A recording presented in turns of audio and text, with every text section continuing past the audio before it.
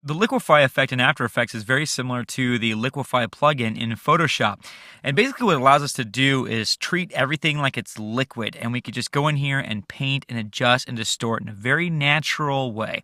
So what I'm going to do is I'm going to apply Liquify to my face here, and the name of this file is called Chad Karma because usually like I use other people for this when I demo this in classes or whatever. And so I figured it's time that I just get a taste of my own medicine. But what I'm going to do is I'm going to make myself more attractive.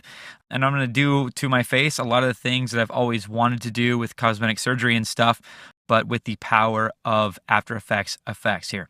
So one of the things I want to do, I have it on this warp tool. These are the tools that we use for this effect, just like in Photoshop.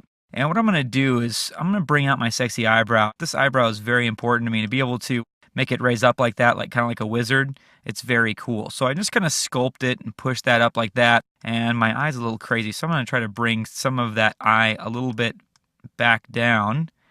See, you know, that's the way I've always wanted to look. Very cool. My lips are also small and wussy. So I'm going to go ahead and select this tool, the bloat tool.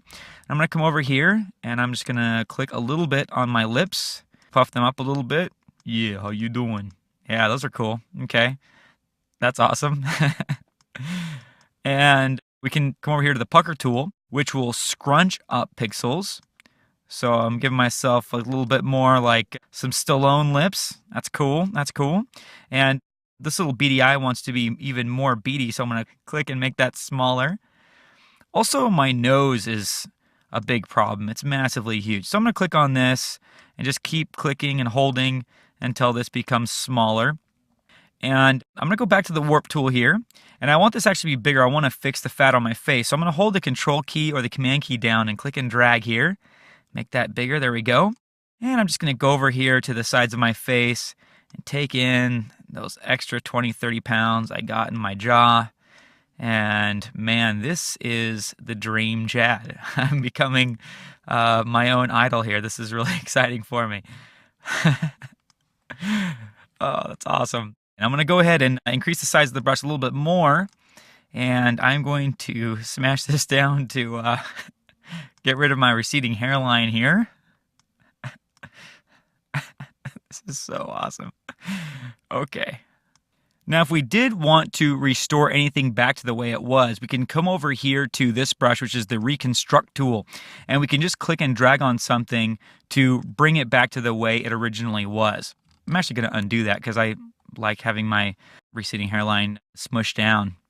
So now what I'm going to do is play with distortion percentage. If I take this down to 0, actually, then I'm back to my normal self with just boring eyebrows and non-Stallone lips and a fat jaw and a receding hairline. So if I crank up distortion percentage, then I become the man I've always wanted to be. Now the cool thing about this is that you can actually go above 100%. So 100% is basically all of the distortions that you made. But if I feel like I'm not quite cool enough, I'm in the right direction, but I want to take this to the next level, I can increase this and go even crazier. So my hair starts to go down even more, my lips start to pucker and bloat where I puckered and bloated them, my eyebrows start to go crazy, my cheeks start to come in, and I look even cooler. So as you can see, the Liquify effect, always a good time.